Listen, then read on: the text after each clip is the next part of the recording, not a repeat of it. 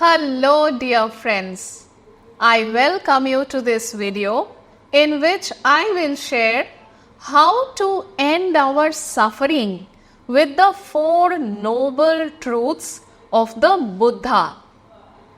Suffering is so much compulsory in our life, right? We suffer at the death of a dear one. We suffer in relationships. We suffer from illnesses. We suffer from financial disasters. The variety of suffering is almost endless. But the good news is our state of suffering is not permanent. There is an end to it. Most of us think that we can find relief from our suffering only when the external, negative or critical situation changes dramatically for the better. Well, that is a very superficial and delusory approach to our suffering. If you are looking for a way that can uproot the pain of your suffering at a deeper level, then the four noble truths of Gautama the Buddha can be the perfect solution. Gautama Buddha's four noble truths spot on explains human suffering objectively, as well as prescribe the practical ways that can help us to overcome our suffering. So now let's straight away move on to the four noble truths and how we can end our suffering by applying the four noble truths in our daily life. The first noble truth: suffering exists.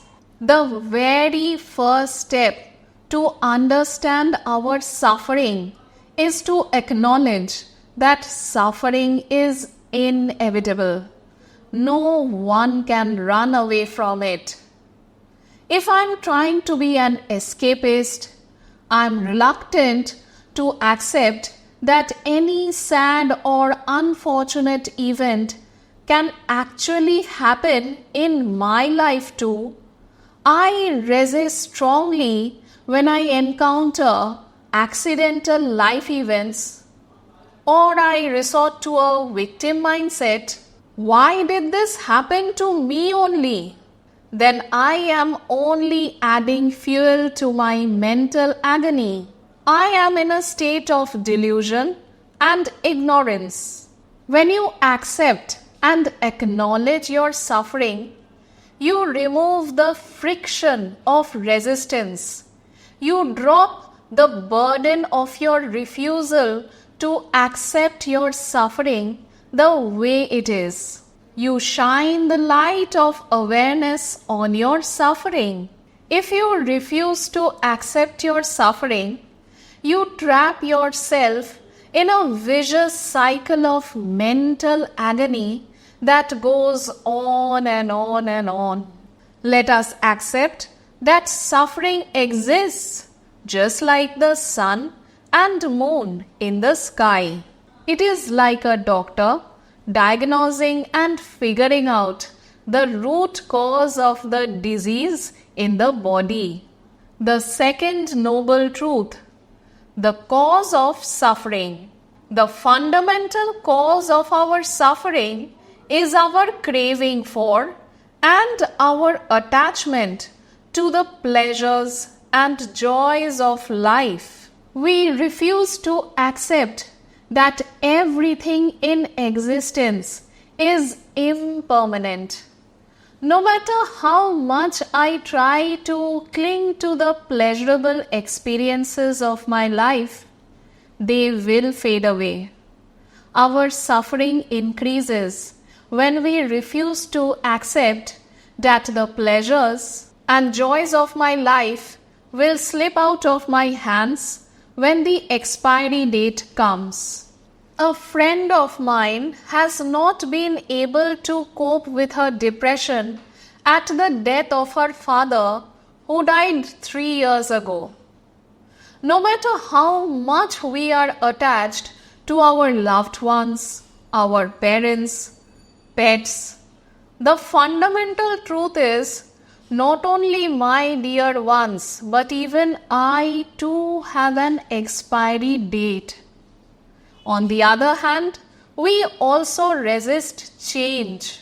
Suppose you are enjoying a very relaxed phase in your life when all of a sudden something goes wrong and you are forced to employ yourself in rigorous mental or physical labor.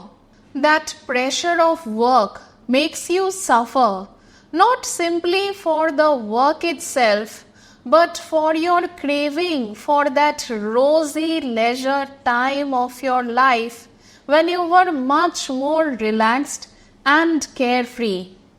You have grown a serious attachment to the so-called pleasurable phase of your life. The paradox is, and when have the material and physical pleasures of the world satisfied a person to the core? These cravings and longings are endless and can never be fulfilled. It is our irrational desire for our joys to be permanent, our refusal to accept change, our obsessive attachment to the people and things around us that cause us to suffer the most. The third noble truth, the end of suffering. Finally, the rain comes after a long summer heat. Yes, there is an end to suffering. If the first two noble truths are universal in nature, then the good news is this is also fundamentally true that even our suffering is impermanent. Once you accept that it is natural and a part of life to experience suffering, once you understand and assimilate the causes why you suffer, you can develop a deeper understanding of the nature of your suffering. And this conscious understanding will lead you to the end of suffering. Gautama Buddha says that to end your suffering, you have to give up your attachments or cravings. Most of us will think it is easier said than done. Suppose you are so fond of smoking, alcohol, or sweets. Is it really that easy to give up your craving? Not really. But if you nail and hammer this idea into your head that it is impossible for you to live without this pleasure or addiction, then your subconscious mind will grab that suggestion and make it more difficult for you to give up your craving. But once you acknowledge and accept this idea that it is definitely possible for me to give up my excessive attachments and cravings, then comes the fourth noble truth, under which the Buddha states the eightfold path, the 8 ways or strategies that can practically help and guide you to give up your craving and attachment. So the Buddha just simply didn't order, go, give up your attachment. Just like a skilled physician, he prescribed the ways or the 8 ways how we can overcome the causes of our suffering. The fourth noble truth, the eightfold path or the middle way. The fourth noble truth consists of the eightfold path, popularly known as the middle way, that are a set of principles and strategies that can help us to overcome the unhealthy ways of life and negative mindset.